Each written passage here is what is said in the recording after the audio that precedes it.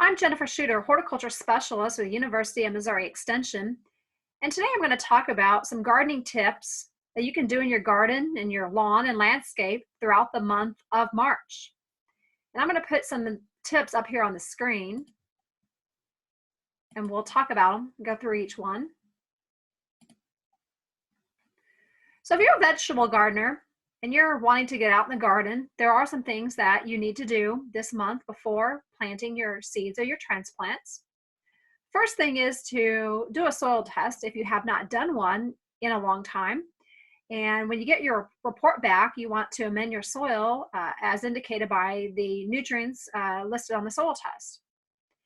And if you don't do a soil test, there is kind of a rule of thumb, and you would want to put 1 to 2 pounds of 12-12-12 fertilizer or an equivalent per 100 square feet. That is usually sufficient. You want to make sure that you cultivate the weeds and remove the old dead stalks of last year's growth from asparagus before the new spears emerge. Some gardeners will burn off their asparagus patches. I burn mine off each year. There is some research that tells you not to burn off asparagus growth because it can damage the crowns of the asparagus, but I have not had that experience. So mine tend to do just fine after I burn the tops off, and I have a lot of spear growth, so haven't had that issue. You want to be sure that you delay planting if your garden soil is too wet. And we have had quite a bit of rain here the last couple of days, so now is not the time to be getting in the garden. So you might want to think about using raised beds or containers. Containers are a great way to grow some cool season vegetables. And things that you can grow in those containers right now are lettuce and radishes, mustard greens, collards. You could even try some flowers like pansies or snapdragons, beets, carrots, parsley, and parsnips, and also cilantro seeds can be planted outdoors at this time. I've already set out broccoli, so you can set out broccoli now, cabbage, Brussels sprouts, Chinese cabbage, and cauliflower. Now there is a cauliflower variety that I like. It is called Graffiti, and it is a purple-headed cauliflower, and it is beautiful. And you can find that in a lot of our local garden centers and nurseries. And as soon as the ground can be worked, you want to plant asparagus and rhubarb roots. Right now it's a little too muddy, so hold off. But once the ground is workable, you'll want to plant your asparagus and rhubarb roots if you need to plant those.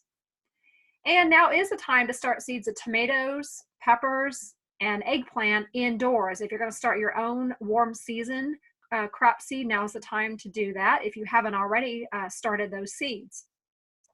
Now let's move on to ornamentals. So this includes ornamental grasses and flowers, perennial plants. And for anyone that has irises, you may have dealt with iris borer in the past. And to control the iris borer, make sure you clean up and destroy old foliage before new growth begins. And I have noticed it is starting to begin on the irises. I have seen some new growth coming out of my iris rhizomes. So make sure you clean up your iris beds good. And then you can use a bulb booster fertilizer and broadcast that over your bulb flower beds. Regarding winter mulch, you want to make sure that you loosen that cautiously from your perennials and pull that away. Some of us mulch our chrysanthemums really well to protect them from the winter elements, and now is when you want to be pulling that mulch away cautiously. And you can cut back any of that dead growth on your chrysanthemums and any other perennial flowers in your beds, like the cone flowers or coreopsis or black-eyed Susans that you left over the winter. Now you can cut that growth back to allow new growth to begin. If you receive dormant mail order plants, unwrap them immediately, and you want to keep them from drying out. So you may need to soak the medium that they came in, often that is sawdust, or you can soak them in a bucket of water if you need to. Trees, shrubs, and perennials may be planted as soon as they become available at local nurseries. So you can start planting those in the ground. We are at the middle of March now, and hopefully it's only going to continue to get warmer. So start planting those perennial plants and trees and shrubs. You can start planting seeds of annual flowers like larkspur, bachelor buttons, Shirley, and California poppies. And they are best direct sown into the garden. Heavy pruning of trees should be complete before growth begins. Most of our pruning should be finished by now. I have noticed the buds are really swelling on trees, and I've even seen some crab apples where the leaves are starting to emerge. So we're starting to get past that time of pruning. So if you haven't done your pruning, you need to get out there as soon as possible and prune those trees. This includes fruit trees also, and small fruit plants like blackberries, raspberries, gooseberries. Get all those pruned as soon as possible. You want to get that done while they're still dormant and before the buds swell too much. Summer and fall blooming perennials can be divided, should be divided in the springtime. So if you need to divide some black-eyed Susans or coneflowers, spring is the time to do that. It would be best to wait on flowers like the peony, which it blooms in the spring. The best time to transplant that is in the fall, the opposite of bloom time. So anything that blooms in the spring, it would be best if you waited till fall to transplant them. Apply sulfur to the soil around acid-loving plants like azaleas, rhododendrons, hollies, and dogwoods. Use a granular formulation at the rate of 1/2 pound per 100 square feet. Apply a balanced fertilizer like 6-12-12 to perennial beds when new growth appears. You can also use 12-12 or 12-13 and broadcast it around the plants if you think they're needing some fertilizer. A lot of our native plants and other perennials don't need a yearly fertilization. Spring bedding plants like pansies and snapdragons, toadflax, they can be planted now. I did plant some pansies last weekend. That was around March 15th. I planted pansies, and they are doing just fine. If temperatures dip low at night, let's say into the 20s, and you've planted pansies and other transplants in the garden or in raised beds, you will want to protect them. So you'll want to cover them with buckets or blankets or some kind of thick material to protect them from the cold. And if you have ornamental grasses, now is the time to be cutting those back if you have not already done that. So you want to cut your ornamental grasses down to the ground just as new growth begins. So again, if you haven't cut down that ornamental grass from last year's growth, get out and cut that back. And then gradually start to pull mulch away from rose bushes. Rose bushes are more cold sensitive than some of our other perennial plants. So you want to just be cautious when dealing with roses. They're, a lot of them are not real winter hardy, and we lose them over the winter months. So usually we say to wait and do severe pruning on roses until the early to mid part of April, just to be on the safe side as far as, cold temperatures. So I would wait on roses and prune them in another couple weeks in early to mid-April. And just gradually start pulling the mulch away from them. A lot of us will cover our rose bushes with mulch to protect them, protect that graft union during the winter months. And now we want to start gradually pulling that off that graft union so new growth can begin. Regarding fruit, if you have fruit, there are some things that you can be doing. You want to gradually remove the mulch from strawberries as the weather begins to warm. I still have straw on the strawberry plants here at the extension office, as well as my home planting of strawberries is still covered with straw mulch.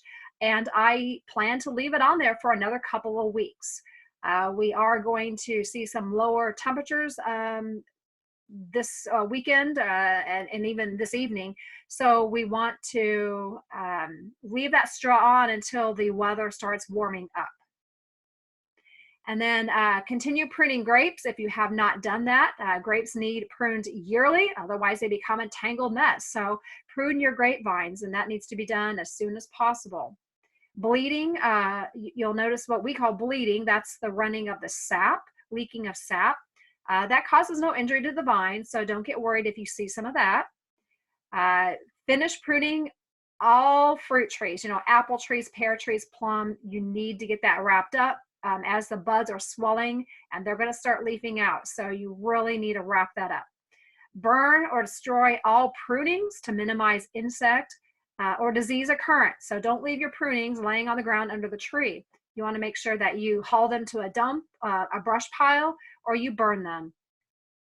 Apply dormant oil sprays now, or this should have been done actually a couple of weeks ago. So you want to apply dormant sprays. This is to smother overwintering insects, and do it on a day when temperatures are above freezing. You want to spray peach trees, nectarine trees, with a fungicide for the control of peach leaf curl. Fungicides containing the active ingredient chlorothalonil is what is recommended. Brand name would be Daconil, which all gardeners are familiar with. Comes in that red bottle with the yellow lid. That is recommended for the control of peach leaf curl. And now is the time to be spraying for that. You don't want to wait until it has peach leaf curl. You have to spray for it while the tree is still dormant in late winter. And it's also a good idea to spray the tree in the fall after the leaves have fallen. So November and March are ideal times in Northeast Missouri to be spraying peach trees for peach leaf curl. Aphids begin to hatch on fruit trees as the buds begin to open. So just be aware that you may start seeing some aphids becoming active. And then you want to apply mulch around your bramble fruits for weed control. Some growers use sawdust, some use wood chips. But weeds are a problem in bramble fruits. This would be your blackberries and raspberries. So think about how you're going to control those weeds, and use some kind of mulch. And it needs to be thick enough that the weeds can't penetrate through the mulch. Also, I've had questions about using Preen on fruit crops and vegetables.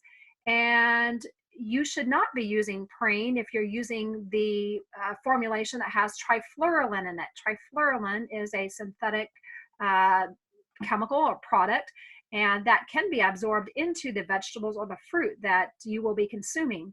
So you should only be using organic Preen, which is 100% corn gluten meal. And some growers have asked, can I get that at my farm supply store? And I believe you can. I do have a grower that I believe he told me he was able to get a 50-pound bag of corn gluten meal at his farm store. So you may want to check that out. But never apply Preen with the trifluralin in it to any edible crops. Okay, moving on to our last category, and that is lawn and turf. So what do we want to do with our lawns right now? Well, we need to get out. We need to pick up all the sticks. We had some ice and some snow, and I have seen a lot of sticks in people's yards. So get out and pick up all the sticks and all the debris, trash, things like that may be in the yard. Get that cleaned up. And then when the lawn dries out and we have some nice sunny days, you can start mowing the lawn to remove the old growth and to allow new growth to begin. Also, you might want to start putting on controls for wild garlic if that is an issue in your yard. It will take several years of annual applications for complete control of wild garlic. Apply broadleaf herbicides now for control of cool season, perennial, and annual weeds. These must not be applied to areas that will be seeded soon. So there's these weed and feeds out there, and the crabgrass preventer being one. And then you've got the weed and feeds that will kill the dandelions and broadleaf plants. And just know that that kills the seed. So, and it can't distinguish between grass seed and weed seed. So do not seed your yard and then go put on a crabgrass preventer or a weed and feed because it will kill all seed. So be cautious using weed and feeds. They're good, but only if you're not going to be seeding your yard. And then thin spots and bare patches in the lawn can be overseeded. So if you have a bare area that you want to reseed, spring is a time where you can do that. It's not recommended to plant an entire yard or try to establish an entire yard or a very large area in the springtime. That's a time when the weather is warming up and weeds are actively competing with the grass, and it's harder to get a good stand of lawn grass in the springtime. So fall is the better time, shortly after Labor Day. That's kind of the rule of thumb around here in Northeast Missouri, is after Labor Day, you can start planting or trying to establish a lawn or a large area of grass. But in the springtime, we really just recommend you fix those bare patches rather than trying to start a whole new lawn. So that concludes my gardening tips for March. And if you have any questions, you can call the Adair County Extension Center at 660-665-9866, or you can email me at schutterjl@missouri.edu. And that is SCHUTTERJL at Missouri, spelled out, .edu. Thank you.